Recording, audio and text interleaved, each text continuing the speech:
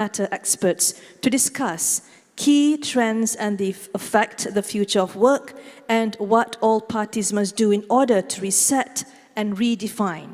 Ladies and gentlemen, before we begin, allow me to share with you some background on the topic that we will be discussing today. One of the most obvious consequences of the current COVID-19 pandemic is the infusion of data-enabled services into ever more aspects of life.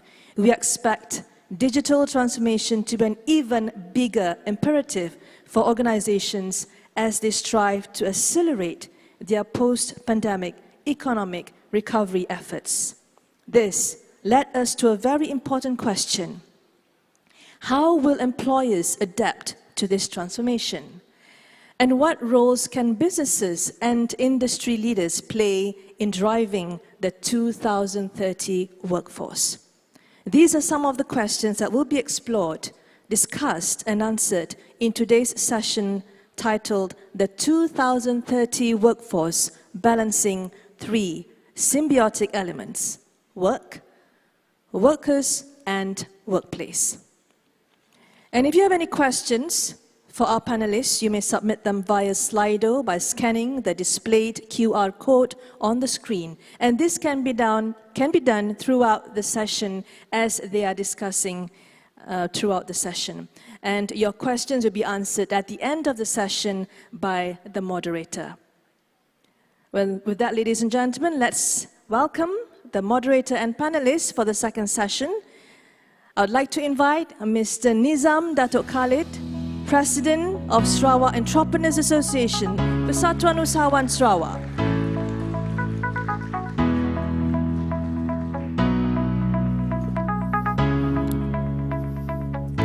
Next, please welcome our panelist, Madam Maureen Labach, Director of Human Resource, XFAB Sarawak.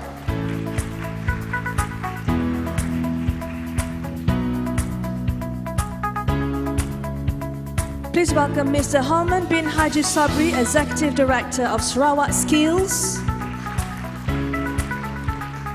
And last but not least, our celebrity panelist today, Mr. Suhaimi Sulaiman, Chief Executive Sarawak Media Group.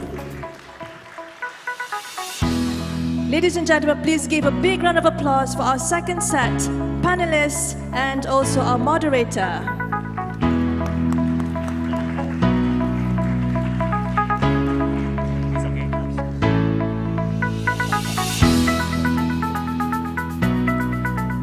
All right, let's just check if Mr. Nizam is ready. Yes, I'm ready. Thank you, Datin, for the introduction. Lovely, lovely. All right, so then I shall give the floor all over to you then. Thank you very much. Bismillahirrahmanirrahim. Assalamualaikum warahmatullahi wabarakatuh. Salam keluarga Malaysia. Salam Ibu Pertiwiku. And a very good afternoon, ladies and gentlemen. A round of applause again. Can we have a... Oh, everybody sudah kenyang, bau makan. My name is Nizam Khalid, and I am the president for Sarawak Entrepreneur Association, and I'm also an entrepreneur myself. I will be the moderator for the panel discussion, Reset, Balancing 3 Symbiotic Elements. Number 1, which is the work. Number 2, which is the worker. And number 3, obviously, which is the workplace. Today, I am very pleased with our panelists as they are among the best of the best. An exclusive insight engagement to discuss key trends in the future of work and what it means for talents as well as organizations. Before the presentation begins, allow me to introduce our distinguished panelists who are experts in their field. Before we go further, once again, if you have any question, Q&A, please submit them via Slido. As mentioned before, maybe if we have the slides later on, you can scan the QR codes and submit your question, and I will try to discuss during our Q&A session. Our first panelist is the lovely Madam Maureen Labach, HR Director of XFAB, a global high-tech semiconductor foundry company based in Sarawak. She holds a degree in Bachelor in Education, as well as certificate in International HR Manager from the American Certification Institute. She also served as a panel member in the Malaysian Industrial Court and Social Security Appellate Board since 2016. How are you, madam, today? Good, thank you. Have you eaten? Yes. Yes? Yes, All right, it was that's very good to hear. food, thank you. Madam, maybe you would like to share something about your background, maybe your experience or your work environment, or yeah. Thank you, Nizam. I hope it's not too cold, not too sleepy.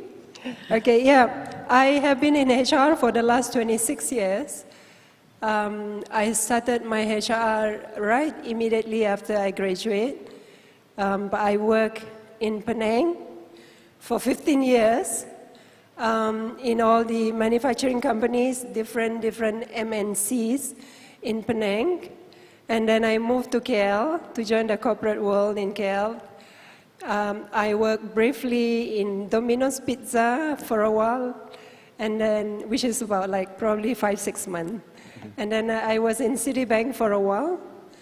And after Citibank, I was in Zurich Insurance, the one in Jalan Dawan Bahasa. At that time, we took over MAA Insurance.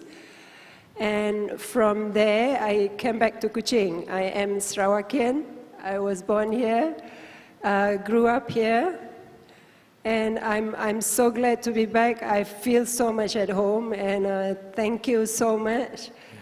I thank God for the opportunity to be back home. So I look forward to share whatever that I know of, whatever that I can, with all of you. I know all of you are expert in your own field, and I hope it will be useful to all of you. We share. You know, I'm not an expert, but I can just tell you about stories, about experiences that I have. Yeah? Yes. So looking forward for the sessions and answers, questions from you. Thank you, madam.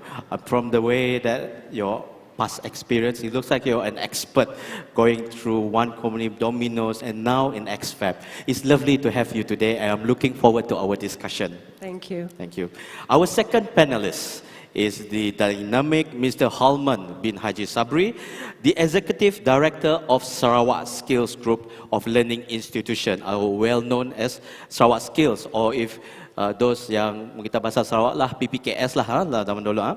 And he holds a bachelor degree in mass communication and a master degree in human resource development. He has dedicated 35 years of his lifelong quest to transform the lives of the youth as well as working adult. He has spearheaded numerous initiatives such as the development of an agile blueprint future-ready workforce for Sarawak. This is in line with the government initiative to be a high-developed state by 2030. He is also currently the chairman of the Federation of Malaysian Skills Development Centers. Encik Helman, how are you? Apa khabar? Assalamualaikum. Waalaikumsalam.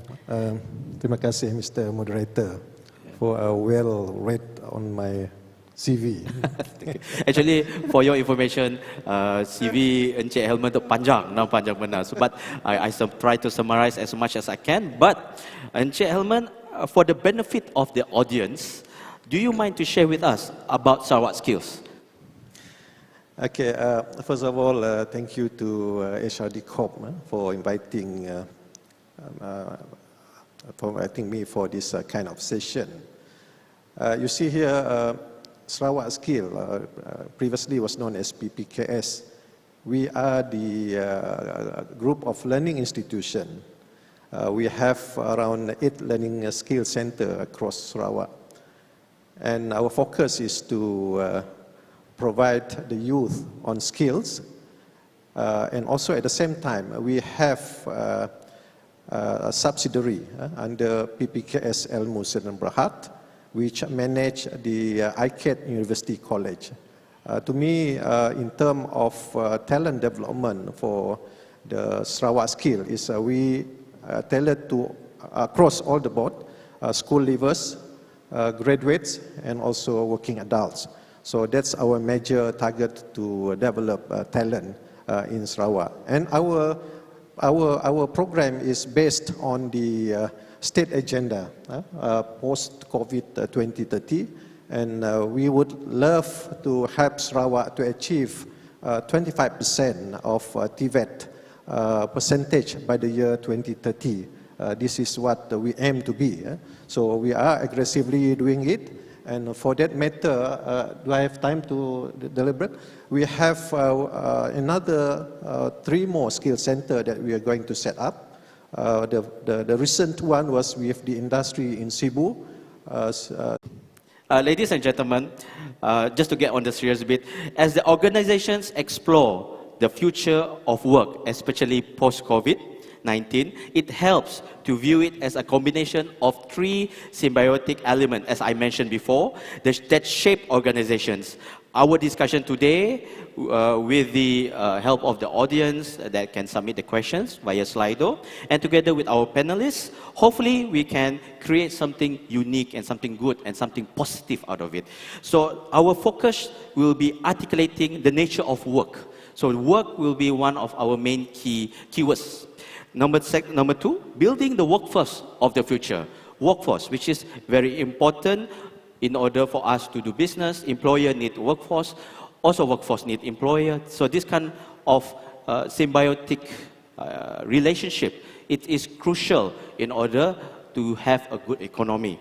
And number 3, reimagining the workplace, the environment. So these are the 3 keywords. Number 1, workforce. Number 1 is work, number 2 is workforce, and number 3 is workplace. Before we go on further, let me just, for those who are maybe first-timer in Sarawak, let me just talk a little bit about Sarawak.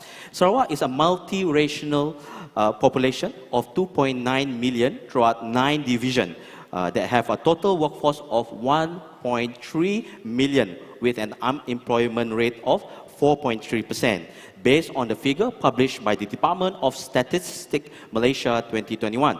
Sarawak business registration are also in the numbers of 65,000, where these SME account for the majority, which is around 92%. Without further ado, I would like to invite the lovely Madame Maureen Labarge with her presentation. Ladies and gentlemen, a round of applause. Thank you.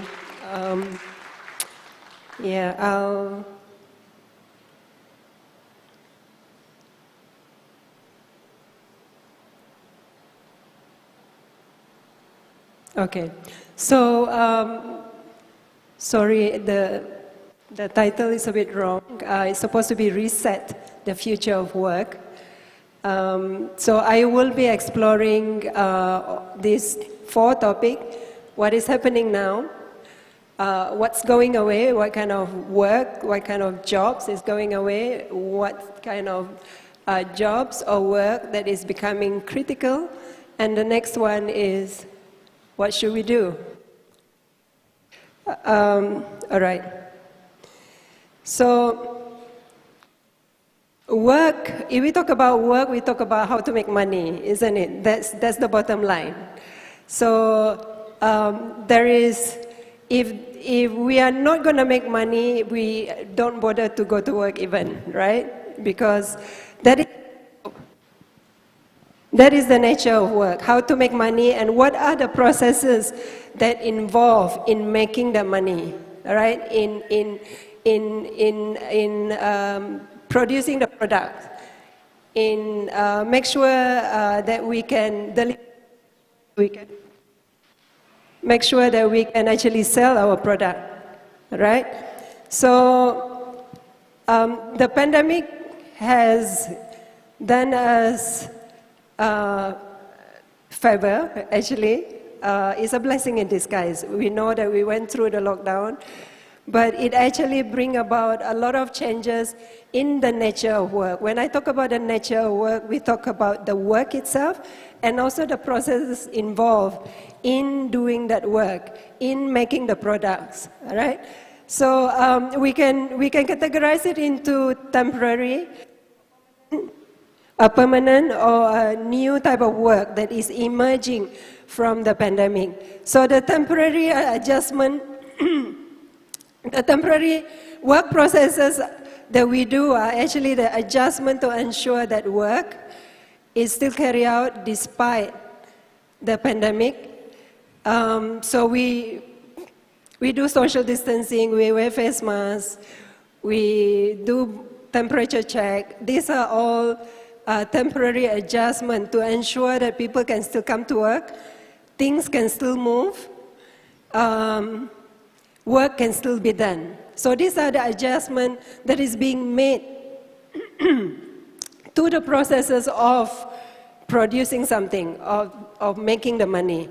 All right, and another one is the permanent the permanent result of the pandemic, which is a lot of companies are going into digital, digitalization and automation, and the use of the technology in making sure that job can still be done, work can still go on. So we use e-wallet. We use Grab, we use Foodpanda. All these are the things that is becoming more and more important because of the pandemic, and it will be here to stay. And the new type of work or jobs that is emerging because of this is the gig economy. I mean, all of us had heard about, the gig economy. The e-commerce, everything that is anything that the computer can do, the robot can do.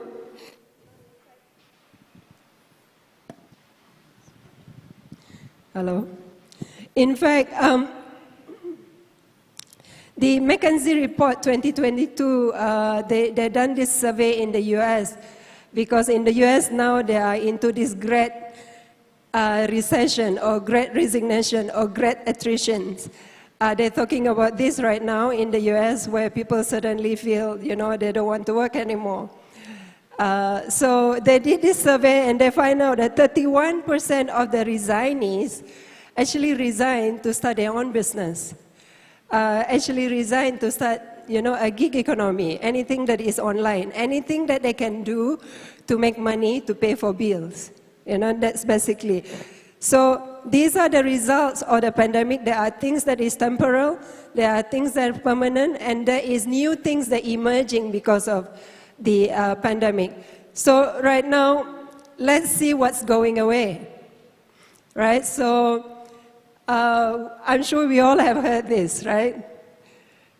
So robot is going to take over the world, Robot is going to take most of the job, at least 50% of the job in the next 15 years.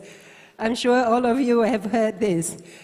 Yeah? But is that really true? So let's see what kind of jobs that will be taken over by robot. By the way, I have robot at home that helps me to vacuum my house. And I own it every 2 days to vacuum my house, which is really, really good, So these kind of jobs that the robot can do are probably the jobs that is, less value added to the human being to do, or the job that is repetitive, jobs that are routine. So these are the jobs that is probably going to take over by the automation, by the digitalization, right? So the jobs that are routine, the job that don't require specialized training, and the jobs that doesn't need social intelligence to do it. Social intelligence means human interaction, to do it. So these are the jobs that will be probably diminishing. The job that is probably going to go away for the next few years. Customer service executive. If you are a customer service executive, don't be alarmed. We're still going to need you to do some other things, but there are jobs that can easily done by robot. I'm sure you all have used AirAsia before. You all have encountered with Ava, Miss Ava. I don't like to talk to her because, you just have to bang your computer because you got so frustrated that she will just have her standard script to answer you back, right? So, but she does a fantastic job by rescheduling your flight to the next one without even talking through a receptionist or a customer service officer to do that, right? So, telemarketing. I'm sure all of us have received SMS or WhatsApp every now and then from all these, we can call it spam. But yeah, we don't really need someone to call you to sell products anymore. They just blast the SMS and we all receive it, right? Bookkeeping, data entry, clerks. I have not had clerks in our company for a long, long time because a lot of things can be automated, a lot of things can be online. Receptionists. If you go to XFAB, we don't have receptionists anymore. Everyone has a handphone, everyone has their phone line, so if someone wants to see someone, they would have already have their phone number. We don't need a receptionist to connect you. So the receptionist that I have, I promoted her into HR and do more value-added job, right? She's now doing my benefit administration. Proofreading, when we type, your Microsoft will tell you the correct spelling, right? Labor-intensive manufacturing and pharmaceutical work. These are the job that automation can take over. Retail services. We all do Shopee, Lazada. Yeah. Courier services. This will soon be taken over by probably drone. Okay. Now, let's see the next. So we have seen the jobs that is repetitive, that is routine, that probably will be diminishing for the next few years. And let's see the next one is what job is becoming more critical as the world evolves into more high technology, more automation, and more digitalizations. So this report is actually very new. It is updated and published on the 30th of December, 2021. And it is done by the Critical Skill Monitoring Committee, which is under the Talent Corp, Talent Corp is under the Ministry of Human Resource, and also the Department of Statistics Malaysia. So they come up with this critical occupational list for 2020 to 2021. So in this report, they actually analyze what are the jobs that are important, what are the jobs that is emerging, what are the jobs that is going to go away, right? So, so this is quite a latest report. And I come across, when I was searching for it, and I come across this table here, and I thought, okay, I want to show to all of you the critical jobs in Malaysia in 2021. Table 14 shows the occupations that are new in the COL, stands for Critical Occupation List. So the job that is critical is the nursing professionals, not only because of COVID, but I think it's going to be way to go because robot cannot do nursing. It needs a human interaction. It needs a human relationship, okay? Web and multimedia developers, data professionals, cybersecurities, animation and visual effect professional, digital games and e-sport professionals, and creative content designers professionals. So these are the job that is new into their list in last year, in 2021. And these are the job that is going to be more and more critical in the future. So let me do you a favor by not going through all the lists, but I actually have summarized it here from their study, from their research. So these are the jobs that is going to be more important and going to be more and more prominent in the world and also in Malaysia and also in the world, okay? Number one is the computer science. Anything about computer science. software development, application programmers, cybersecurity specialists, network system engineers. Okay? So if you have your brothers, sisters, children that don't know what to do now, what to study, when they want to go to university, ask them to get computer science related course, because that is going to be very, very useful in the future. Number 2, game design and development. So all of us have played games in our phone before. Yeah, we need someone to develop that. So game designer, game producer, programmer, gameplay coder, and all the rest, you know. So this is going to be a very, very interesting course, and I hope our local universities will start to put this into the courses, and probably they have, but you know, to make it more wider, because this is going to be the future. Number 3, data science. Data scientist, analyst, architect, data architect, machine learning engineer, artificial intelligence, and so on. Creative multimedia, this is about the graphic design, animation, multimedia design. This is very important, and it's going to be even more so in the future.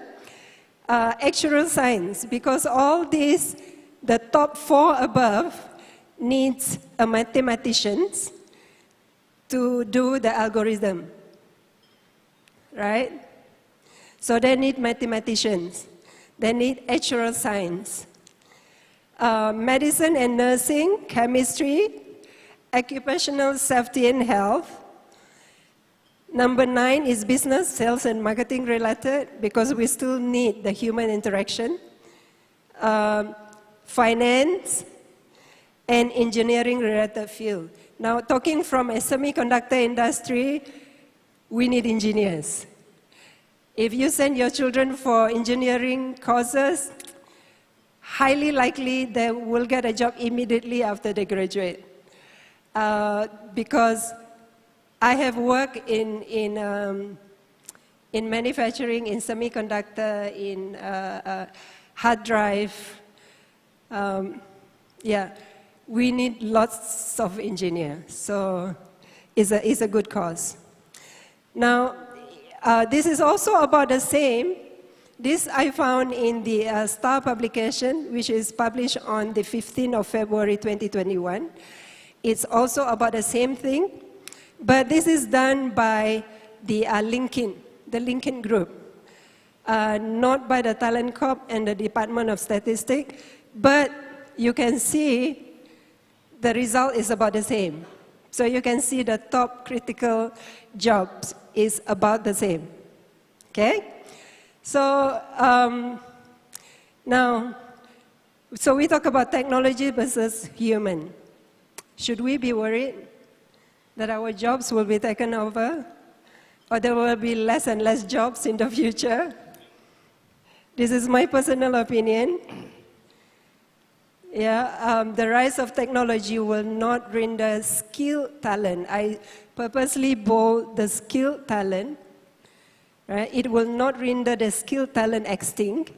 Machines may be adept at crunching numbers, but it takes humans to keep them on track. We still need humans.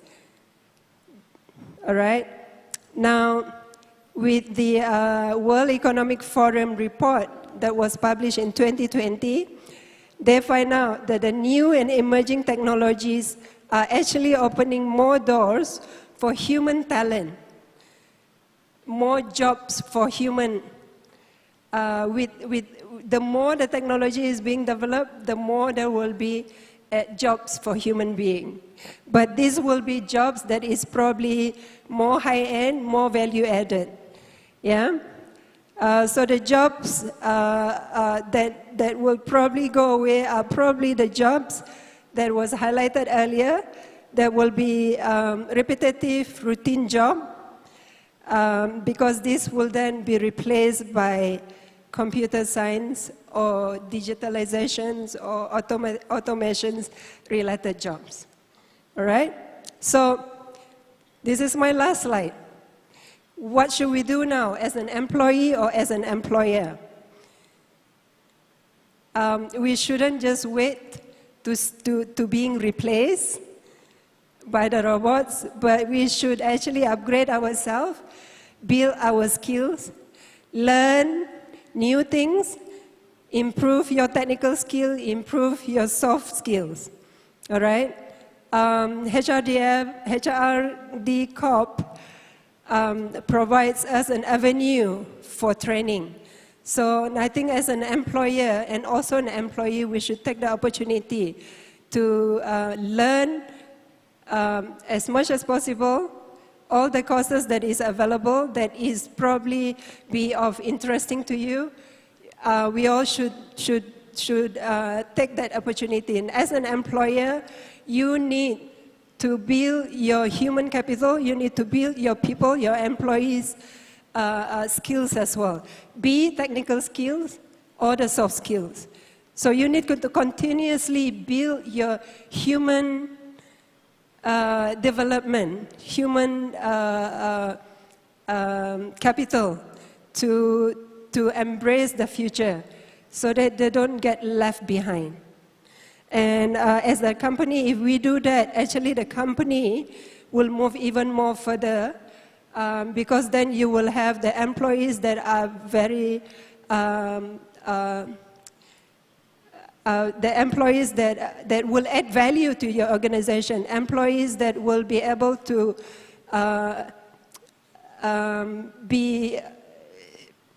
be, I guess I wanted to say not scared of the future, but they are ready to embrace the future because they have been upskilled, they have been reskilled, they have been groomed to take up challenge, to take up new things, to be more proactive than reactive.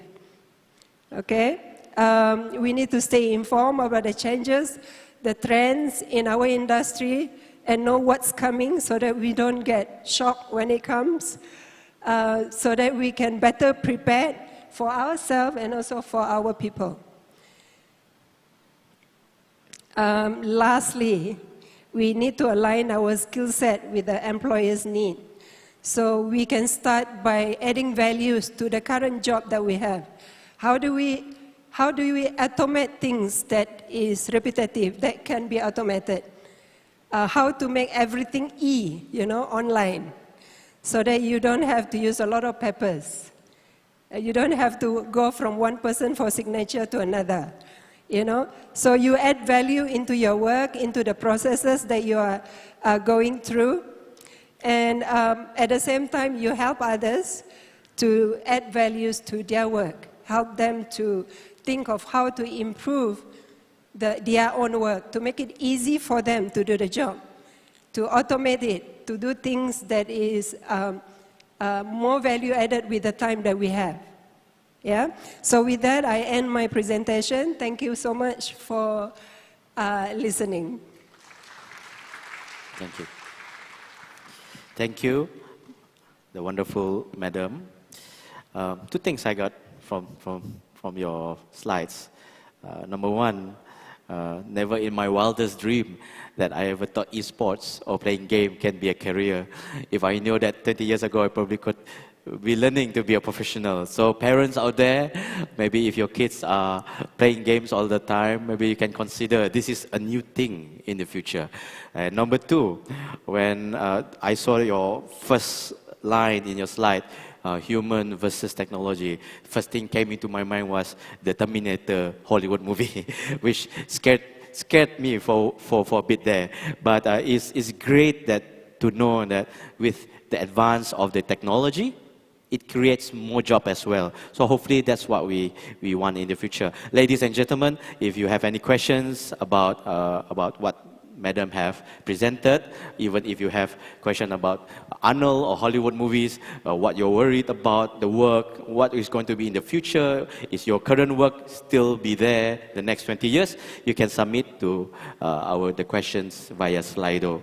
Ladies and gentlemen, next I would like to invite Mr. Halman Sabri to present his presentation. Mr. Helman.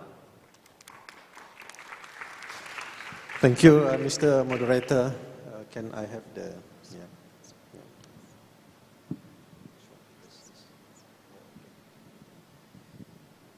Bismillahirrahmanirrahim. Assalamualaikum warahmatullahi wabarakatuh. Selamat petang. I hope all of you are awake this afternoon after a heavy lunch. But can I just check with you all here? I just divert a bit on this kind of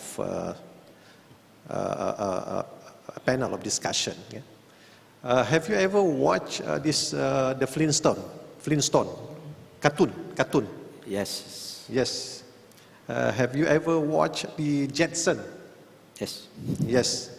There are two different ways of looking into it. If you like Flintstone, then we are in the era of industry 1, 2, or 3. So if we are in the Jetson, then we are in the era of industry 4.0 and beyond. So this is how I look into humanity, as what our first presenter was saying. Work never extinct. As human live, they will always be there. Whatever technology change, human will be there. I'm glad that the organizer gave me the opportunity to talk about the workers. Okay, first of all,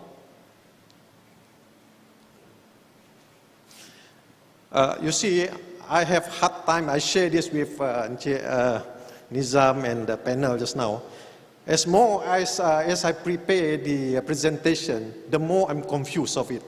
So I told myself yesterday and today, never mind. Just let's do it. Let's do it. So, okay, just quickly on this, I have presented just now what we are doing. In fact, we are the skill provider that involve the federal government, the state government, and the industry. The industry represent our members. There are 72 members in our organization, and they sit in our management council. They are the one who set our policy, our guideline, based on our state government vision and mission. That's how we are doing our training, skill training provider, TVET provider.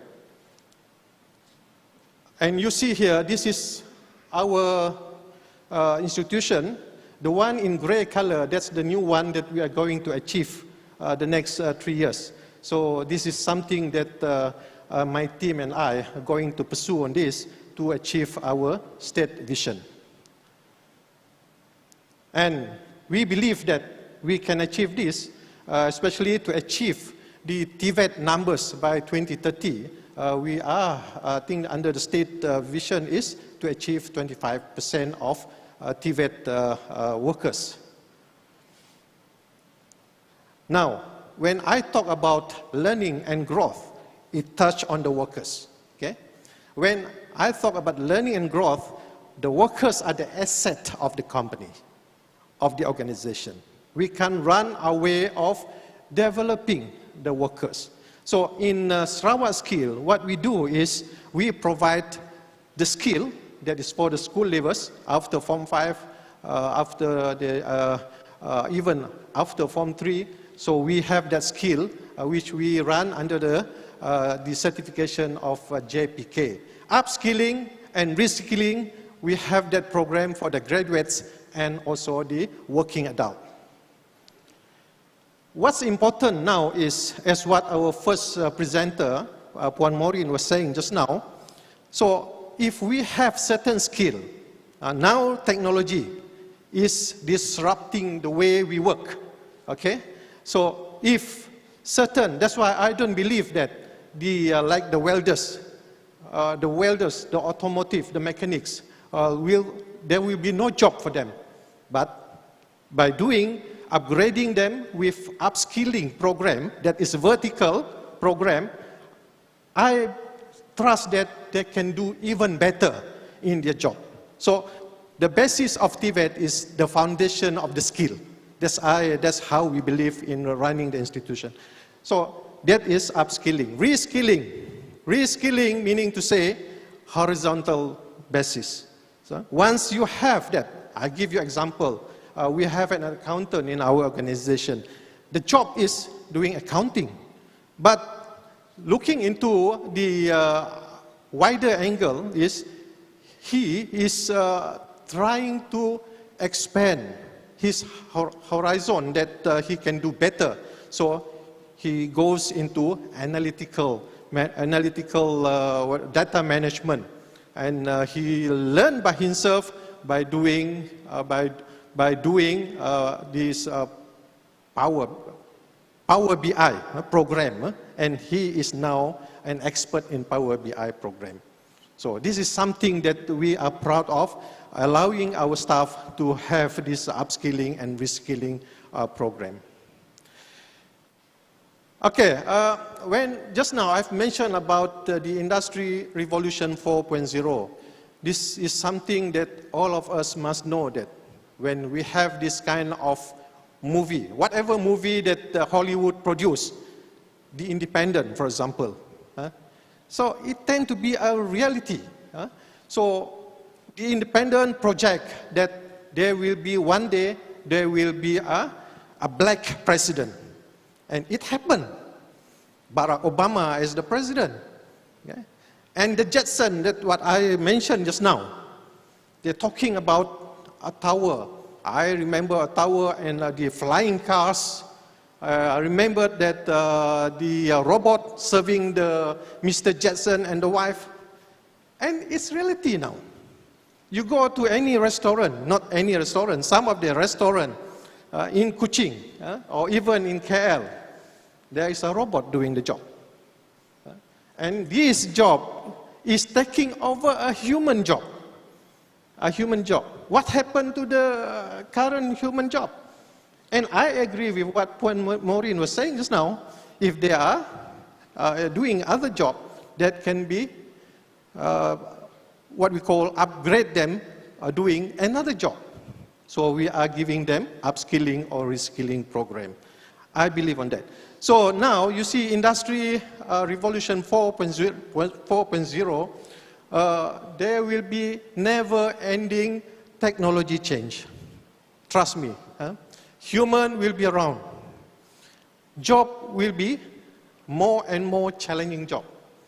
I'm going to touch on what kind of skill that we need. Okay? You see here, artificial intelligence is here. You talk to Siri. Hey Siri, can you call Mr. A? Call Mr. A. You have that artificial intelligence. Next, what will be the technology change? AGI. AGI means artificial general intelligence. The way the machine work will be like human. But that will happen because the movie already showed that it can happen. Okay? Additive manufacturing. A training provider came to have a courtesy visit to Sarawak Skill yesterday. Boss, we will having this kind of printer that can print a house. You see? It's happening now. Neurotechnology.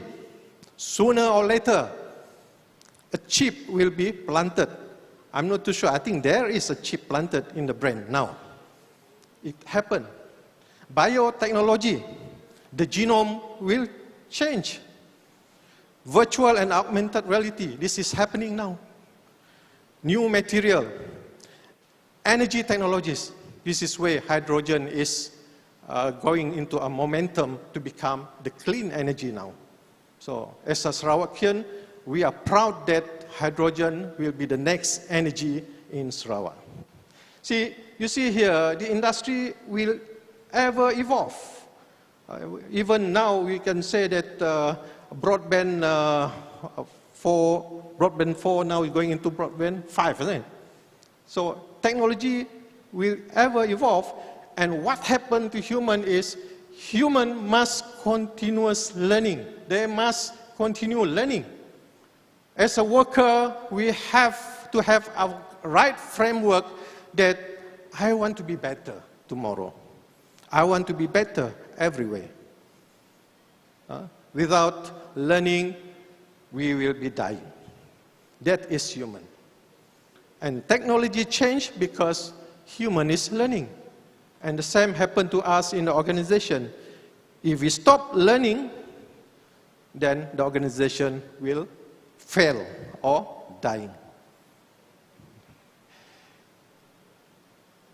You see here, we're talking about what are the jobs that are going away sooner or later. You see, I agree with the panel just now. Certain jobs will go away. I would consider there are two kinds of worker here. The blue-collar worker, that is basically manual and routine, if you notice this chart, and the white-collar worker. White-collar worker is who is up there, so cognitive and non-routine job.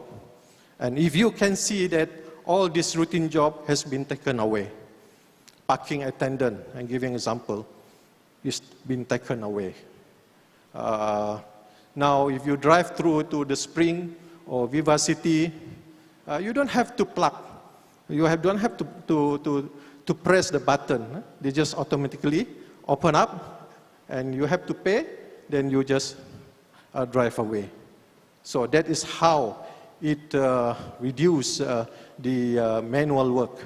Security guard, yes, now you can see that most organizations, they have security guard, but less and less will happen later on with the usage of drone, with the usage of CCTV. That will happen sooner or later. Now, what happened to the upper job? Upper job, management, healthcare, engineers, creative. This will come later. This will come later, but at current pace that I'm looking into, the scenario of globally and even our nationwide, we can't replace this with machine yet. We won't be able to replace it with machine yet. Because what? The reason why is because human think. If there is no thinking, then we can replace it. See? So, what are the skills that needed in future? I name this as character building. In our organization, we have this program. We want to humanize human. As we advance in technology, human need to be human. Go back to the basic. Go back to the basic. Team working. Problem solving, okay? Communication skill. Many things that relate to you and I. You see, I remember that in Industry 3.0, have you ever read this the book called Dilbert, I think? It's a cartoon book. You know? Even you sit, your neighbor sitting at your side when email was first introduced, you know? Even at your side, you was doing the email. Why don't we just talk? Yeah? Hi, Maureen, I want this detail. Yeah, but that Dilbert cartoon using email. So this is the skill that we need in the future. We still need this skill. In fact, we need more skill in this to enable us to manage the technology. If we don't have this skill, we will be managed by the machine. This is how I put an analogy of technology versus human. See? It's all about thinking. If you notice, this is from the World Economic Forum, analytical thinking. It's getting momentum now because data management, we have to analyze the data. Active learning and learning strategies is also thinking, problem solving, critical thinking, leadership and social influence. The more technology improve, the more we need what we call here social skills. You see, when we have a family gathering, I'm giving an example, there is no social skill. Because everyone sitting around on the table using the handphone. Not even, that's why sometimes we we put a sindiran, you have anti-social. Because everyone is very busy on WhatsApp or whatever Google that you want. That is something that we do not want it to happen to human in future. Instead, the machine is controlling the human. It's not the human is managing the machine. We want to manage the machine. So, for that reason, I think what we really need now as a worker now is we have to be aware that, to be alert that learning should be continuous. There is no ending on learning. Our mindset should be open. We must embrace technology, but at the same time, we must enhance our social skill. Only then humanity can be forever going on, despite the advance of technology. Okay? So, now what happened is with the COVID still lingering around, it takes a few years to come, hope it will be sooner. You see that online learning is gaining momentum, blended is still there, modular is getting popular now because the industry cannot wait for a long period of training for the workers, and most importantly, apprenticeship is also gaining momentum now in some industry because this is very effective to have competent workers in the industry. This is what we are doing now in Sarawak Skill. Okay. The only last thing that I need to emphasize here is, as human being, continuous learning is something that we should aim. We should desire to be, because without continuous learning, human will die, and the organization will die. That's all from me. Thank you very much.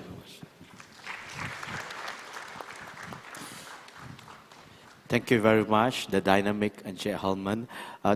Two key elements of that I want to highlight. Number one is what we call as character building. I believe that character building is very important, especially in the workforce. It helps us with what we call the EQ and the SQ, IQ, not Singapore Airlines, SQ. So these are very important when it comes to building our own character. And I believe that it is a continuous learning. And it is very important, and I want to highlight that, number one. Second is skills. No matter how old you are, I think if we can give credits to our, maybe for example, Tun, at his age, to Mahathir, 96, is still learning.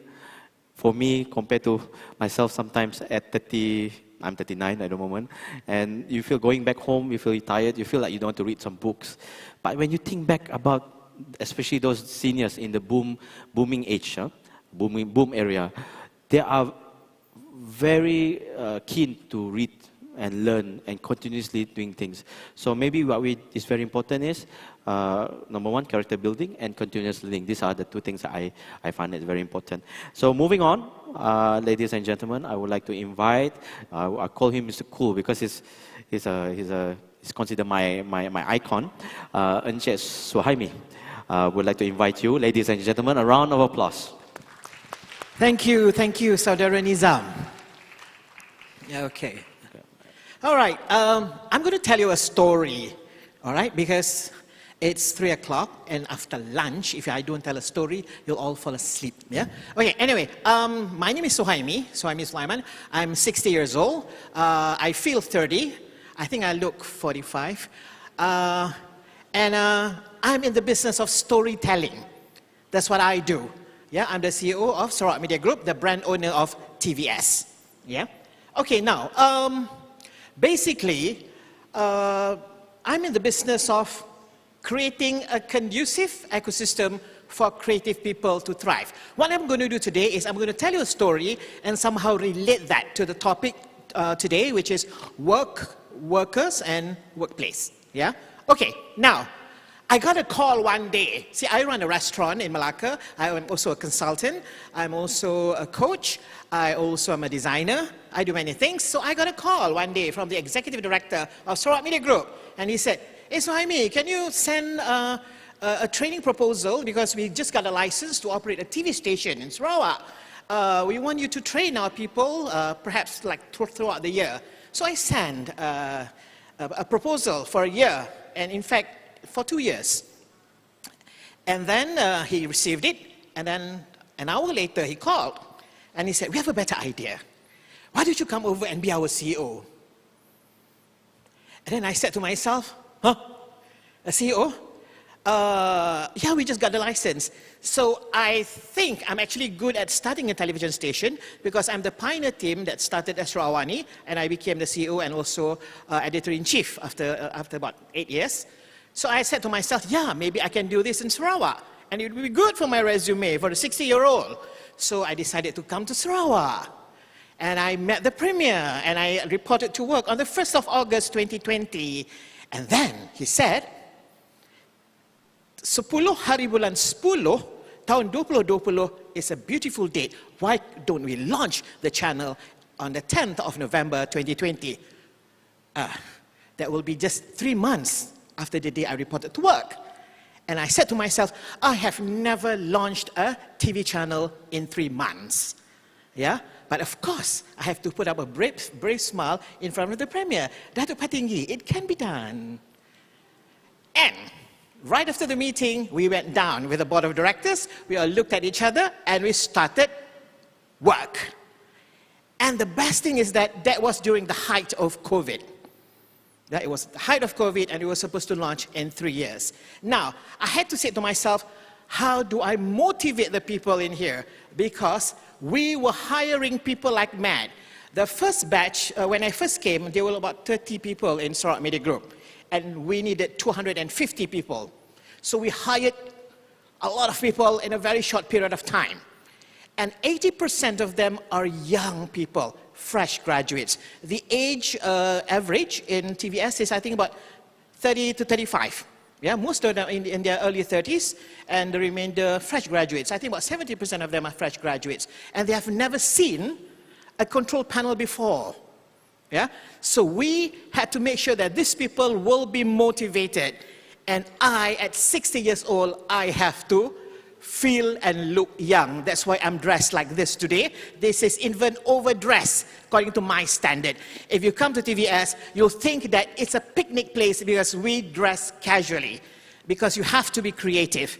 So this is part of creating a conducive ecosystem for creative people to thrive.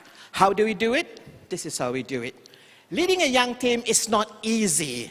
Yeah? I came from an era where if you have, kalau you dapat nombor 1, nombor 2, nombor 3 in class, well, my father presented me with Encyclopedia Britannica, and I was very happy. Today, try giving that to your kids. They will throw the encyclopedia to you back. Yeah, they want handphones. Yeah, so I had to learn how to deal with young people, and it's not easy. Yeah, now work is different from the definition of the young people compared to us. Not us like me, 60. They're all very young. How do you do that? Work must have meaning to young people. There must be sense of purpose and sense of ownership to them. If they don't own it and if they don't believe in what they do, they will not perform at all. So we have to tell the young people at TVS, this is what work means to you. Number 1, we are in this new industry with huge potential. This is the new revenue stream for the state of Sarawak. Okay? Well, this is a big thing for them to understand, but tell them, K-pop, Korea. Korea used to export technology, cars, Creta, Hyundai, and all that. Yeah? But after K-pop, I actually went to Korea, and I actually saw how they built the industry, and it's all related. The cosmetic surgery, yeah. Koreans, anybody from Korea in here? Well, they are actually good looking, but the not so good looking ones can also be good looking through surgery. Yeah, the number one prize, the number one high school, if you graduate from high school, the number one high school graduation present will be what? A nose job. And it's related to the industry, so everything is related, yeah? And they prove that they can actually run the world with content. So because of that, I had to speak to the people in TVS saying that this is the new industry, we have to be like Korea. And they say, yes, we can do it because they can relate to Korean dramas. They can relate to K-pop. Number one, they say, this is a purpose for me. I'm going to help build Sarawak by having something like K-pop, like Korea. Number two, we are creating new jobs for Sarawak. And they love it. They want to be responsible. They want to help others. They want to be part of this team that will be creating new jobs. They love it. They believe it. And then we have people, actually, many Sarawakians actually work outside of Sarawak. And many of them came back and worked for TVS. Some working in Singapore, in Singtel, and some in Johor, some in Kuala Lumpur. They came back because there's an opportunity to help build a new industry in the state of Sarawak. So the young people in Sarawak, in TVS felt that this is the time for me to be a hero in my state. Let's do this together. So they believe, and this is one way to stop the brain drain from Sarawak. Yeah? So they like the idea. And the next one is they love to enrich the community. We can't do everything inside TVS. We need the help from other production houses outside of TVS. So we work together with production houses. So many production houses work together with us to have the dramas, the telemovies to be shown on TVS. And because of that, we are enriching the community, and the staff in TVS love to be part of the team that's enriching the community. Next, representation. Yeah? Now, well, I've been in Sarawak for the last 2 years. I've lived in Sarawak, but still kami asyik pandai kelakar Sarawak. You know why? Because before this, I do not see Sarawak represented on television. Yeah? Now you see, it's very common, yeah? The word kame is being used. Because people see on national television, because I'm so proud to announce today that as of today, 8.9 million people throughout the whole country are watching TVS on channel 122 Astro and 122 MyTV. And the population in Sarawak is 2.9 million. That means 6 million comes from other states. And they love the content that's being produced by the people of Sarawak. And the young men and women in my organization love that work. Yeah? We provide representation. And next, we have inquiries from other parties that they're interested in some of our content. Now, and these are the new bunch of people working on content, and we are soon be exporting our content just like Korea. Now, when they know that they can achieve that, they say to themselves, we are competing with ourselves. That is very, very good, and they love it. Yeah? And because of that, the people in TVS feel that, hey, we want to be global players. And that is basically what sense of ownership and purpose that young people need to know and need to see and embrace. And if they don't have that, they will not put their all in whatever they do. So if you are someone like me who's leading a young team, this is what the young team actually need, a sense of purpose. Yeah? They don't go to work for a salary. Of course, they want salary. They don't go to work because they want to be employed. No. They want to go to work because it has meaning for me. So work must have meaning for the younger generations. During my time, I just want to work because I wanted to go clubbing. I was a spoiled kid. I came back from the States in 1987 at the height of recession then. And my father said, okay, you can stay in the house. So I was in the unemployed graduate scheme. I was working for a bank called Bank Bumiputra. Kerajaan bagi saya RM600. So how can someone live this 600 ringgit and live in Kuala Lumpur? And of course, my father would subsidize by giving me 1,000 more so that I can go. At that time, it's not called clubbing. I know you guys use the word clubbing, but at that time, they said the word was pergi disco. You know? Yeah, so So that was during my time. There was no meaning of work. I would just go to work because I need work to fulfill my wants, not my needs. Yeah, to go clubbing, to go and enjoy with my friends. But the younger generations know they need some purpose in life. Now, how do you do that? I wrote a couple of things here. Number one, if you are managing or if you're leading an ecosystem, yeah, you're talking about work, workers, and workplace. Number one, as leaders, I know most of you here are leaders or future leaders, you must inspire the team. Yeah? If you don't inspire, they will not seek new knowledge. For example, just now, Encik Halman talked about skilling, reskilling, yeah? If you're not inspired, you don't want to get those new skills. And I was very, very happy with Maureen's slides earlier because she mentioned all the work in demand, they are all in my organization, actually. We need those work, the people with the qualifications, graphic artists and all that. And we are in need of them because that's the work for today's people. Yeah? But before that, the leaders must inspire them. Next is, I wrote on my hand because I don't want to carry the paper. Yeah? Now, whatever we do, we have to inform, educate, and entertain. Yeah? That is the most important thing in my business. And everybody must live and breathe the same thing. Yeah? That's basically what we do in our organization. And in order for us to excel, the younger generation must see how it's done. So I have to play the role as a mentor. I have to show them how it's done. Of course, I'm not an expert in everything, but when you know what to do and you can identify what skills do we need next, they will follow you because they know you know how it's being done. So basically, for me, is to be a good mentor and to be, today, I think the word is executive coaching. Yeah?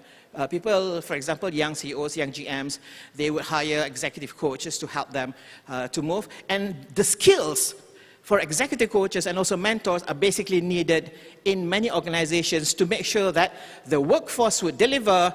And when your productivity is higher, chances are we should be able to get that high income developed state status by 2030 based on the PCDS. Yeah? So basically, that's my first round. I still have 6 more minutes. Yeah? I still have 6, but I think I will just stop now, and I would like to entertain questions later on. So I'll pass this over to the one and only Saudara Nizam. Thank you.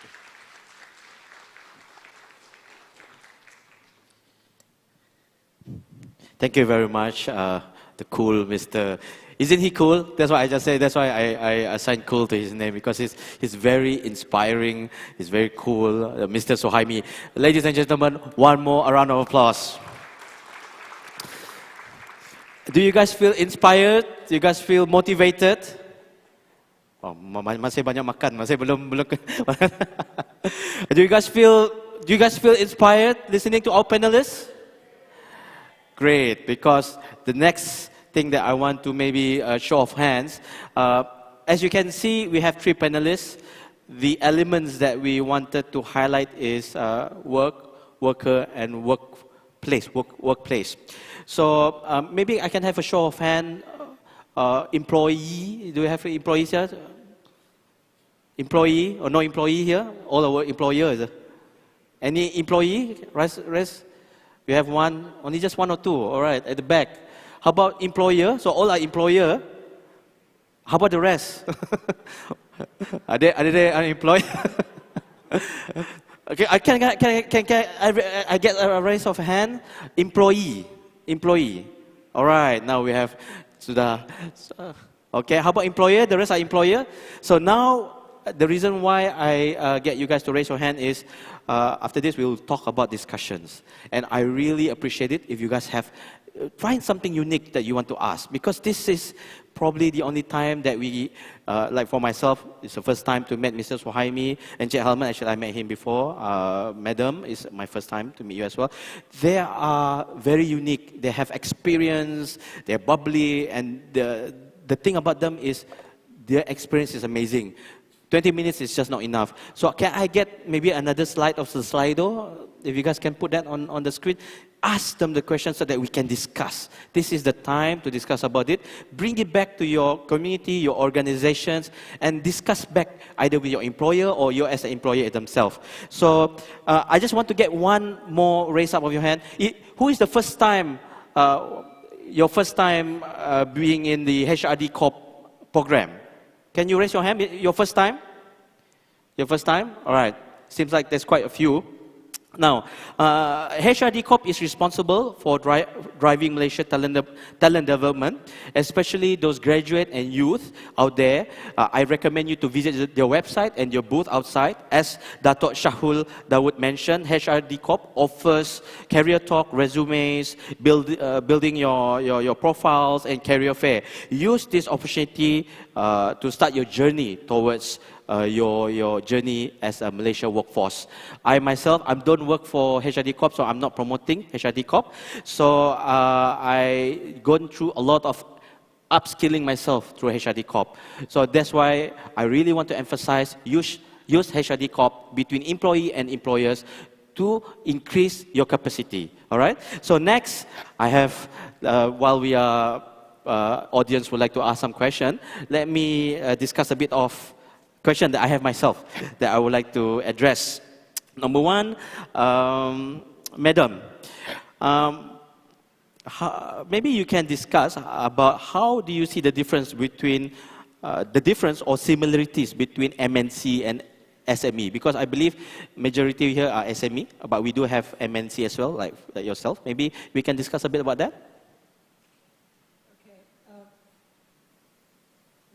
Thank you, Nazri.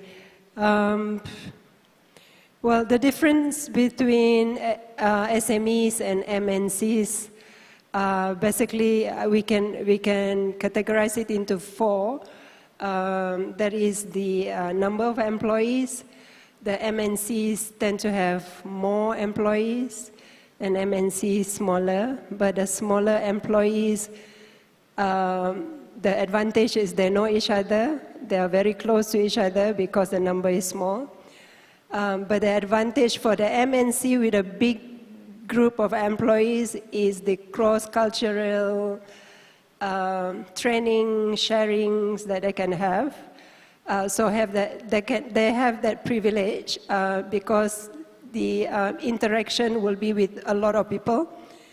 And also MNCs tends to have sites from the other countries, whereas SMEs will be just will be just local. So the advantage will be with the different sites. There will be like the networking, the cross, the cultural integration and networking will be more.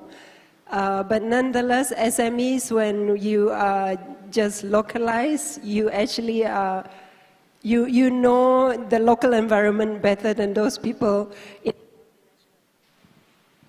in the multinational. Yeah. So another one is in terms of the revenues. MNC will have definitely more revenues, more headcounts, bigger money. As compared to SMEs. So because they have more funds, they can actually do a lot of development. They can, well, if you talk about HRD Corp, the more employee you have, the bigger levy you need to pay, and the more training that you can do. But the MNCs will have a smaller fund.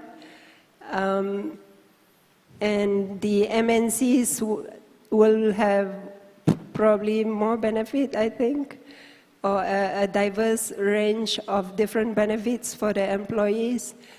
But the SMEs can actually pay better because their workforce is small. They can actually reward their people better if they want to. Yeah. Another differences that I can see is the complexity of the organizations.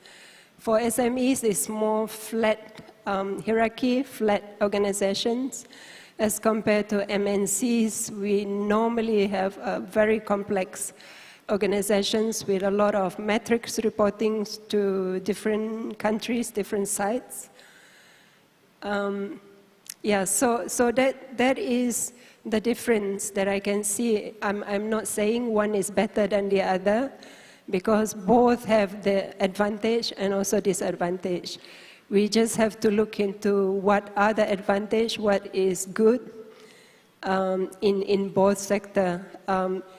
One thing that is very glaring as a HR practitioner is that if you hire someone from SMEs, the generalist background, they normally do a lot of things, which is very useful because they do everything.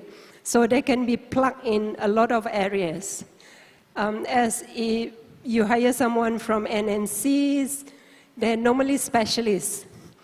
So they are good for that particular job. And if you don't have that particular job, you cannot put them in, you cannot bring them in. So that's the advantage and disadvantage that I can see. Okay, thank you very much. Well said. I will take one question from the audience. Seems to be on top of the list, top likes. This one maybe I can address to Encik Helman. All right. Low-skilled jobs are swept by robots, but not the emerging jobs are high-skilled. How to ensure some group are not left out in this future work? You see, I have highlighted on the graph about the blue-collar job and the white-collar job. I think if you look into this low-skill job, basically is what we call here is three Ds, dirty, dangerous, and the T is, I can't remember. So what happened is what the employer or the organization should do is, if they regard they are the asset of the organization, they must be aware of giving them upskilling and reskilling, and at the same time prepare them for another job that are more value added to them. That's why I think, like for example, like the one that the panel highlighted, one of the panel highlighted just now. Instead of doing a routine job, now you can do another job which is more value added to the organization. Robot can do the routine job. So the same thing also, if that happen in any organization, we have to prepare that our workers, our employees must be ready to be trained. And as employer, we should make use of whatever funding, especially on HRD Corp funding, because it's a waste. There's so much levy that being allocated, but we are not willing to do upskilling and reskilling and give them opportunity to grow. That's why my slide just now is learning and growth. I always believe that learning is related to the growth of the asset, that is the human in the organization. That's how I view into it. So there's no loss of low skill, but the gain that the organization is, there will be more skilled workers in the organization. Right, thank you very much, Encik Helman. Well said. The next question, I would like to address this to Encik Suhaimi. Encik Suhaimi, I think this question is sort of relevant because since you, as you presented in your presentation, you involve a lot of youngsters, youth inside your workforce. So how do you resolve the difference of thinking between the traditional leadership and Gen X and Y in workplace? For your information, I think like for myself, we are considered Gen X and Y. We don't use Gen X and Y anymore. Now we call it Gen A or Generation Alpha or Millennial. So that is the new terms, which I realize I'm getting older, and as I grow older, I realize there are new groups that have different thinking, different way of approaching things, which I believe you are dealing with in your line of work. So maybe you can comment on that question. Okay, thank you, Nizam. Life is about change. Yeah, you change all the time. Yeah? And we have to accept the fact that we all must change. Yeah? And how do you change? By learning. There's this word that I believe everyone should embrace. Yeah? It's lifelong learning. You continue learning, you continue looking at how other people do things, and how do you adapt, and how do you perhaps adopt and adapt based on the situation that you are in. For example, I subscribe to a Harvard Business Review. Yeah? I pay like 800 ringgit per year or something, yeah? But the kind of things that they discuss in Harvard Business Review is very, very good for for everyone who's in human resource. Yeah? For me, it's very important because from there, I learned how to have this empathy. Empathy is so important. Basically, you put yourself in other people's shoes. For example, I'm an old man. I don't understand how a 25-year-old, what are they thinking? So I have to be in their shoes. Yeah? If you go to my Instagram, you can see I go out with young people, young boys and girls in my organization, because I need to understand them. I go for dinner with them, I go for tea with them, I go for lunch with them, and that is basically, they have no idea it was work. Yeah? And they thought that going out with a boss is something fun, but it's actually work. I was trying to understand them. So when you understand your team, that is easier for you when you want to delegate work to them. Yeah? So to me, everyone must change. The old must understand the young, and the young must also understand the old. Why are they thinking this way? Yeah? Why can't they be more flexible? So I think it's about putting yourself in other people's shoes. So empathy is a very important thing that one must have in the workplace. Yeah? So it's mutual understanding. And furthermore, it is about looking at how others do it. Yeah? And most important thing is when you hire people in your organization, you have to make sure that you have to be frank with them at the very beginning. This is the culture of the organization. Sometimes you cannot fit in. The culture may be young, but you're hiring somebody young but thinking very old. So he or she may not fit in. So to be fair to this person that you're hiring, you have to be upfront during the interview session. So sometimes people hire the wrong people because they do not have the understanding during the interview session. Ya, kalau kita nak meminanglah orang yang kita suka.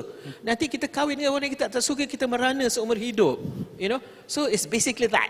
Yeah? So you have to know who you want to hire and understand the culture that we are in. Basically, it's about understanding.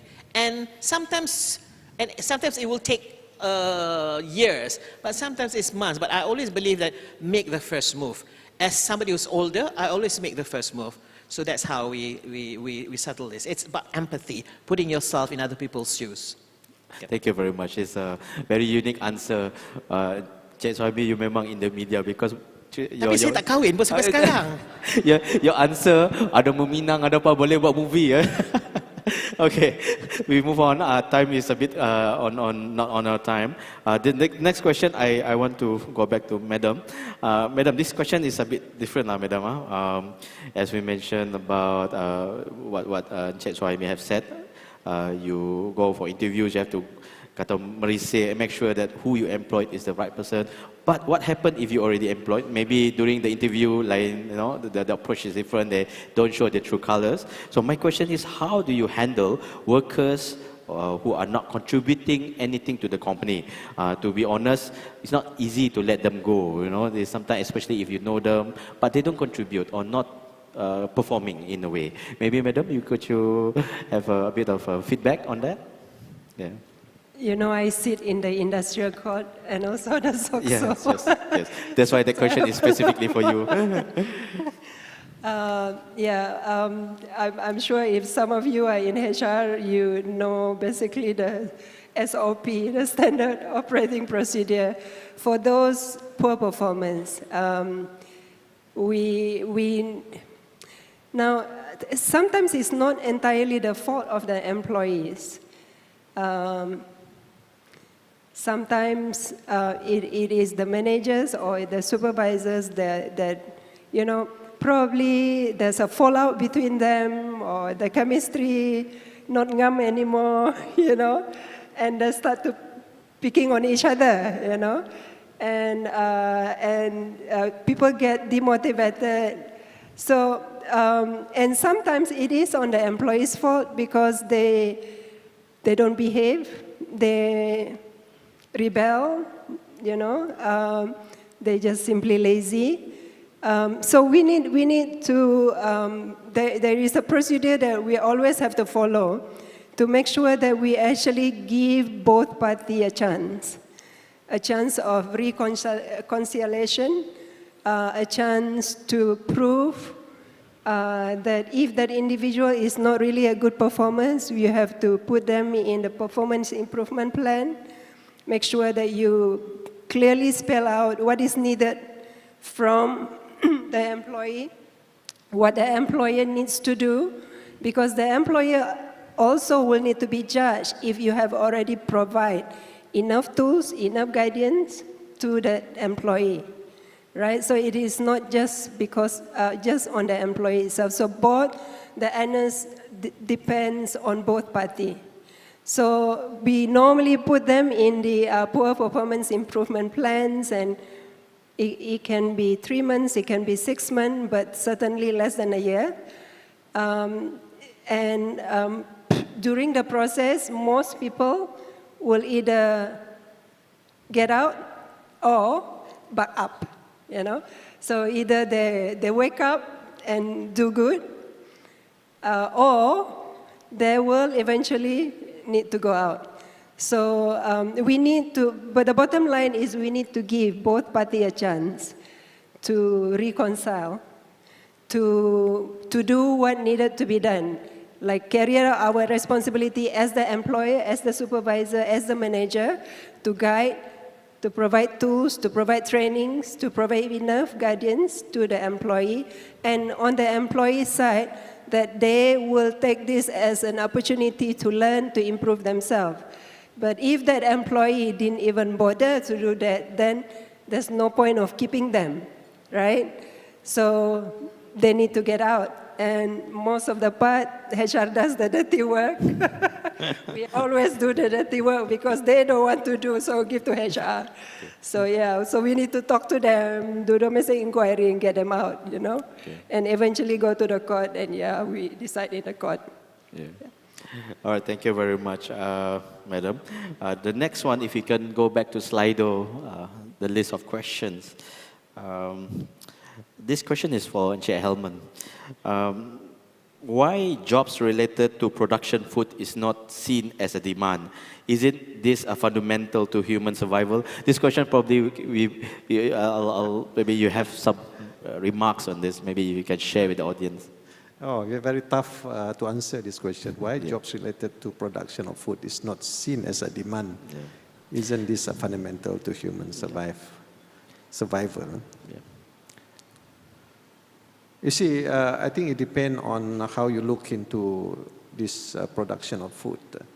You see, before we came to this room just now, we have a small talk about agriculture.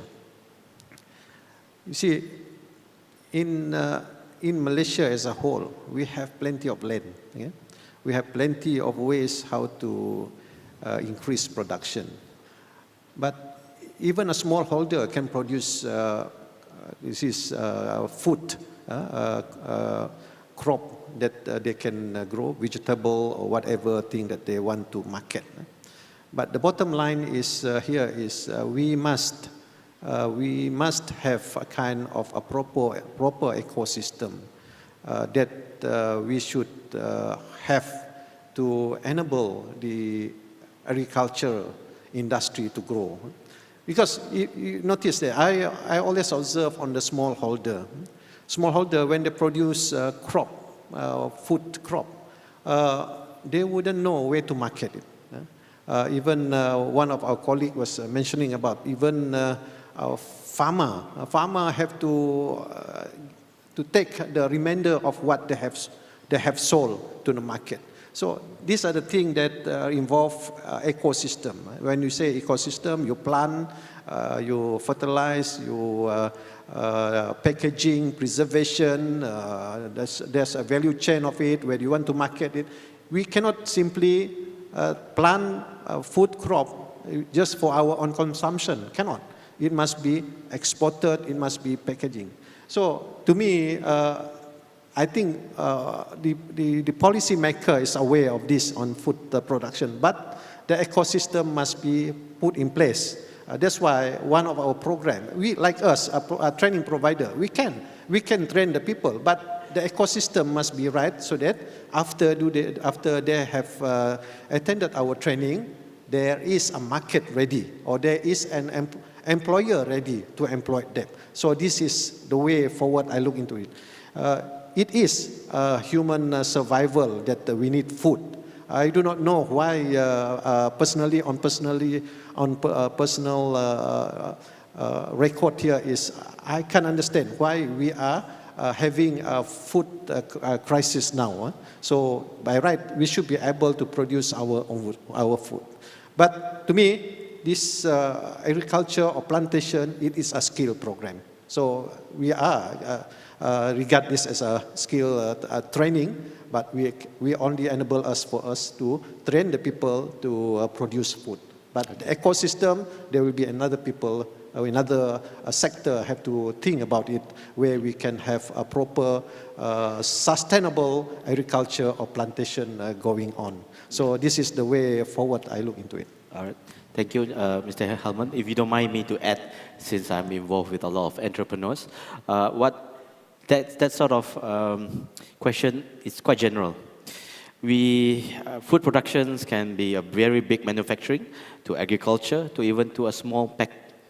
But to be honest with you, when we talk about the small packs, actually they are thriving, especially during the pandemic.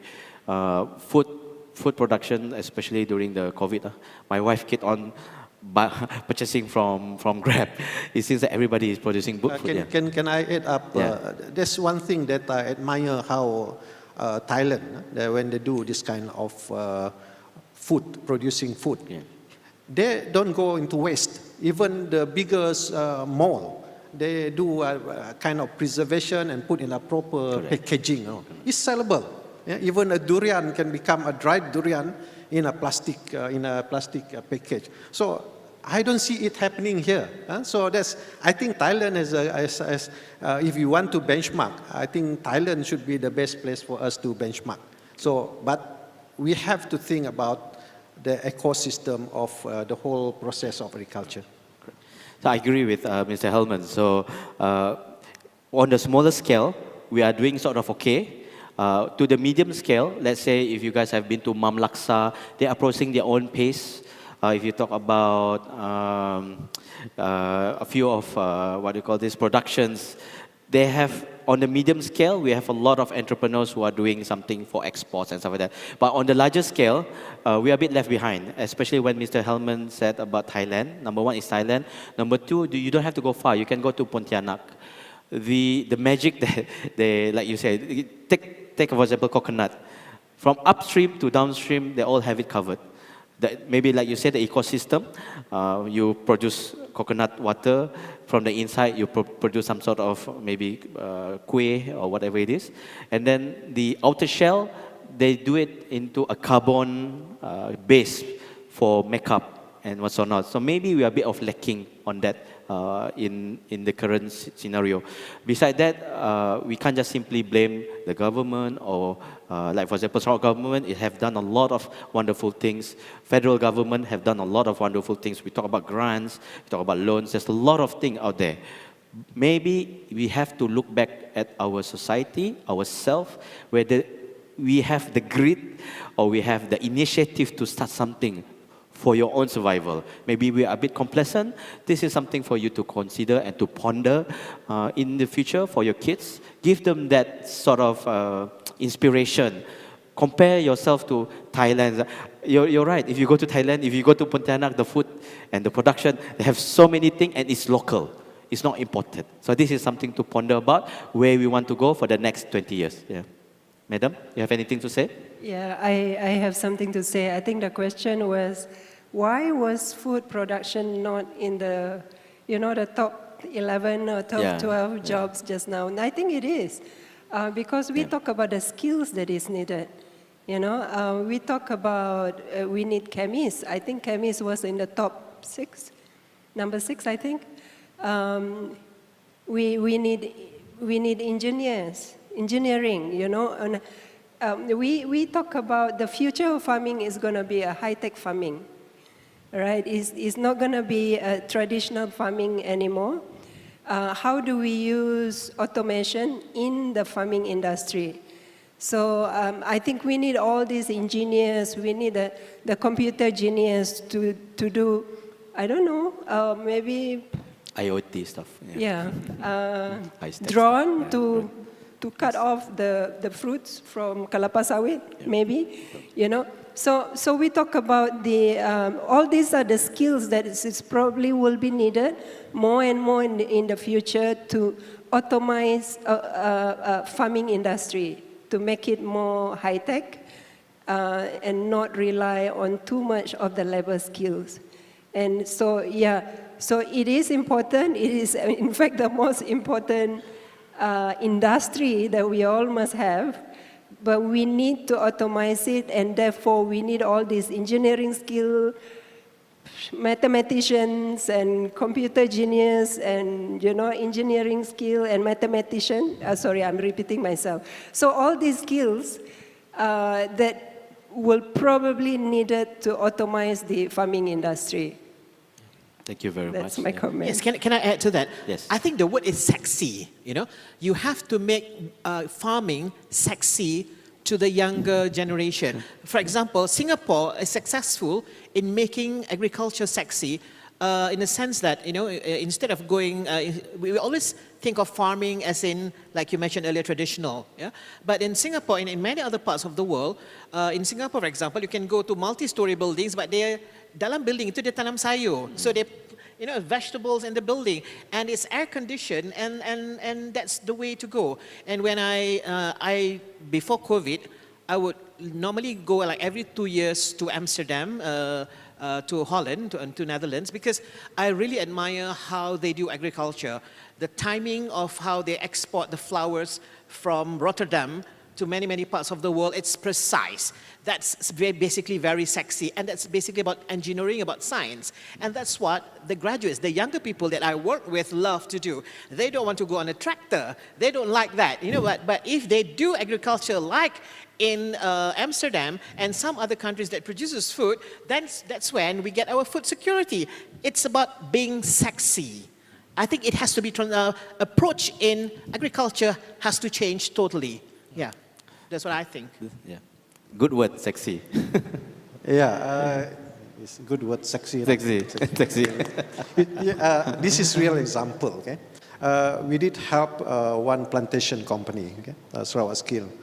They need a pilot for the drone pilot.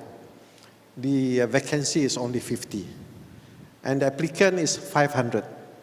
You see, I'm relating to another question just now about Gen X, Gen Y.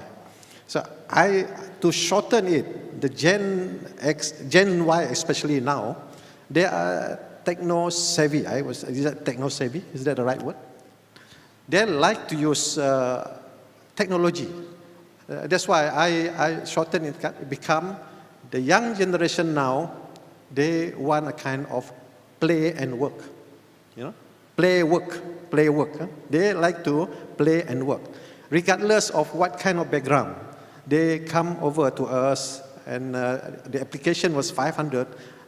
Even a business diploma from a discipline of business management until engineering, they apply for the job. You just imagine 50 vacancy, but the application is 500. That's why I say Gen Y now is what we call play and work. So the way the leaders who come from ex-boomer or from Gen X, I think we need to adapt. There must be a gap where the matching of this must be balanced. The Gen X and the Gen Y, whatever, there must be an understanding between the youth now and the old Gen. I consider, am I old Gen? Not Gen Z. So that's how I look into it. Now, even the Gen from the ex-boomer and the Gen X, they need to open up now. They got to learn how to use technology. Now, even in my handphone now, as I told you just now, accountant, they learn how to do Power BI. I can track the performance in my handphone, in my handset. So that's why we have this AGM meeting last week. And members want to hire our people to teach them how to use Power BI so that they can track the performance of a particular organization. Yeah. So that's how I put into it. Yeah, I see this is quite a hot topic, and I think we can stay here all night if you want to discuss about it. But we have to move on. I think next question maybe relates to everybody, and I'll combine it in the sense that I'll try to squish the question into one sentence. So, pandemic has triggered, COVID-19 has triggered many people to work remotely. This is open to all panelists. In fact, big organizations are implementing work from anywhere. Is it realistic in Malaysia context? And that question is combined with recent initiative by the government to reduce the working days to 4 days a week. So do you see that this is, in a way, it will either work less or you work more because you want to have less days. So it's a bit confusing here and there. So would it contribute to happy in your workplace, to your work and to your workers? Do you agree or not? So maybe anybody want to start first? You want to start first? Okay, maybe we get. Okay, I love this question because COVID-19 forced TVS to be innovative. And because we were closed down twice by the health ministry because there were more than 15 cases in our channel, in our station. So we had to all go home and news must go on. So what we did was the engineers, a bunch of really clever people in Sarawak Media Group, what they've done is they've come up with a solution where you can actually produce news from home. You don't need this big studio anymore, so your ecosystem now can be your house. So we were forced to be innovative in that sense, number one. And number two, I got this when I was in CNN. I was on attachment at CNN. One thing I learned about CNN is the reporters will never be in the newsroom because the reporters will always be outside. Everything is in this one powerful laptop that stores everything, so the reporters will not even have to go back to the newsroom at all. Now, what does that say about work? Now, ecosystem, we always think of ecosystem as a workplace. You go to work, mother has to go to work, daddy has to go to work. But now, work is everywhere this powerful laptop is. So, moving forward, 4 days, 3 days, to me, it's up to the productivity of that person. Yeah. Now, you have this tool, okay, for example, if someone in my organization, for example, you have to produce 1 documentary per week, for example. Now, but if you're happier working somewhere else and the quality is very, very good, then you don't have to show up at the office. And if you produce 3 documentaries per week, that's super duper good. I think we must reach a maturity. People must understand the reasons behind whether you want to do 4 days or 3 days. So once they have that maturity, then it will work, number one. Number two, you must know the end goal. What would be the targets? We all have targets. We all have revenue to bring in, yeah? We all have costs to manage. Once they know what is expected of them, that's perfectly fine. And in fact, during COVID, we were very happy because we actually produced, I wouldn't say well, but we survived in that sense, and we were innovative. So today, should there be another COVID, we're fine. You're ready. We are ready because everything is in the reporters' houses. So now, number one, the reporters are no longer reporters. They are producers, they are graphic artists, they are multitaskers, which is what every organization would love to have. So people multitask, and technology help them. And at the end of the day, it's basically fulfilling the needs and wants, and also what the reason, the raison d'être of that particular organization. Yep. All right, thank you very much. Yeah. I have something to say. As the representative of employer from the manufacturing, now there are jobs that cannot be done from home. We all agree, isn't it? We all struggle during the COVID time on who we can allow to work from home, who we cannot allow to work from home. So if you are running production, if you are the operator or the technicians or the equipment engineers, we need those people. We need those people to be in the line, in the production line. That job cannot be done from home, but I agree there are jobs that can be done from home. But coming back to the question, how ready are we as an employer to allow those people that can do the jobs from home to actually work from home? I think maturity, as what Mr. Suhaimi has mentioned, is the key thing. Because you don't want to see your employee in their working hours is actually swimming in the swimming pool. You know, you have to be able to know that, okay, I'm working from home, I need to work. It is not your leisure time that you go swimming or go to Damai or go to Sematan. I mean, if you need to be working during the working hours, right? So I think most of the employers are probably not ready, especially I think the SMEs, because they're scared that this will be taken advantage of and people are actually not productive, not working per se. They probably check on the emails probably an hour a day and the rest of the days they are gone. Don't know do what, you know. So I think that was, it takes both parties. We as an employee needs to take the responsibility, need to be mature enough to know that, okay, this is my working hours. I need to have meetings. I need to collaborate with my colleague, you know, and not misuse that advantage that is being given. And as the employer, we then needs to start, you know, be relaxed a bit, and sometimes we just need to like, okay, give it a chance, give it a try, and see how it works. And that's how I convince my management to allow flexi hours in the company. I say, well, after it takes months for me to convince them, and you know, we just say, okay, let's do it, let's see how it goes, you know, and everyone love it. But we send a very clear signal to everyone that please do not misuse the flexi hours that is given because it can be taken back. So it works both ways, right? We also do not really want to like let it free, you know, and because there are probably 50% of the population can take the responsibility, but the other 50% probably will think that they are having a good time, you know, being paid. So Madam, relating to what you have said, my one question, is HR role still relevant in the next 10, 20 years? He asked HR, so of course HR say of course. Okay, I understand. Yeah, I think it depends on.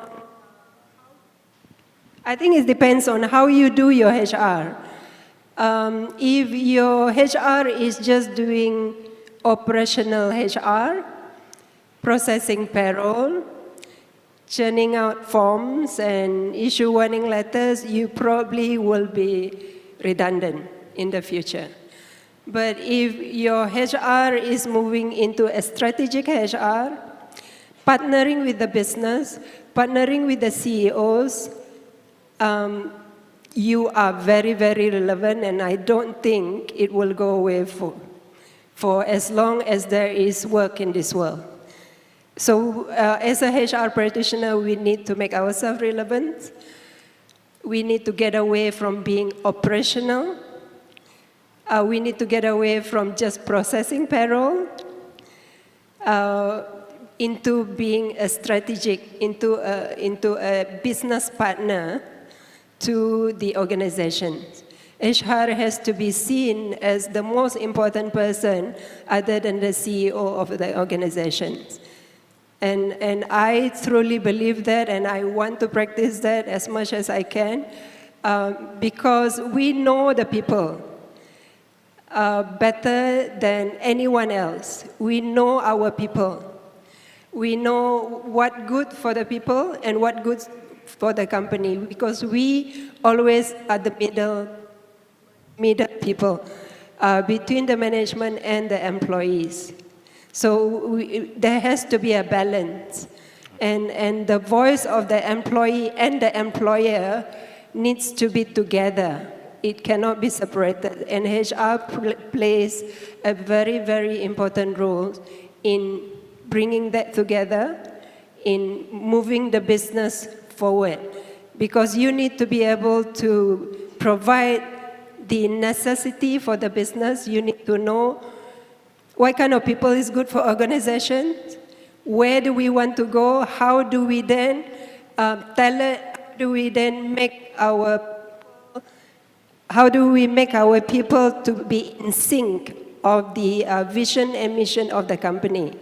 So if that is the HR that we are doing, I think we are very, very relevant. Okay. Thank you. You for your reply. Now, before we wrap up this discussion, to become an industry leaders, we must plan and prepare for our organization with the right strategies and to adapt and embrace the technological changes to attract the right talents and to ensure the future of sustainability either in the company or in your workplace. So if we can, maybe not such a long answer, but let's say, I don't want to say one word because it's not fair, but let's say in one sentence. If there is one thing in a nutshell that you would like the audience to take away, maybe in a one sentence, what would it be? Maybe we can start off with Mr. Hellman first. Maybe Mr. Hellman? Yeah. Just one, right? Just one. One sentence, not to say one word, but one sentence, yeah. The takeaway that you can bring back is continuous learning. Continuous learning. All right, thank you very much. How about Madam? What would you be one take in one sentence for the audience to take back? Get prepared ourselves, get ready to embrace the future of new jobs that is coming by building ourselves out with the necessary skills, whether it's the technical skills or the soft skills. Thank you very much. And last and not least, Mrs. Suhaimi, what would you your take? It's about lifelong learning. Once you have new knowledge, you will continue to inspire, and people are always attracted to people who inspire. Thank you very much. I think, ladies and gentlemen, we have come to an end. I would like to take this opportunity to thank HRD Corp, as well as our distinguished panels. Ladies and gentlemen, can we have a round of applause? And that is it from me. Thank you very much. Have a good day. Terima kasih. Selamat berjalan kepada yang bukan daripada Sarawak. And that's it from me. Wabillahi taufiq wa hidayah. Assalamualaikum warahmatullahi wabarakatuh. Back to the MC. Walaikum salam to the moderator and to all the panelists and all of you. And thank you once again for a very fruitful discussion for the second half of the day. And we'd like to thank you once again for being here to join us as the speakers of HRD Corp. And I think for what we can take away, I think the catchy word today is sexy. Sexy. So I think everyone has a definition of sexy, but I just Googled. And in the Google, they say sexy means exciting and appealing.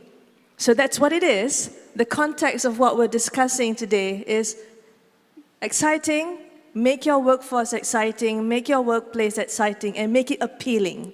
So can we all do that? Yeah, I think we can take away that for today. And would you like to have a photo for this last moment of, on stage together with the speakers and with the backdrop of the panel of discussion by HRD Corp and make this a memorable picture for all? Ladies and gentlemen, that has been the HRD Corp panel discussion Reset, Balancing Three Symbiotic Elements, Work, Workers and Workplace.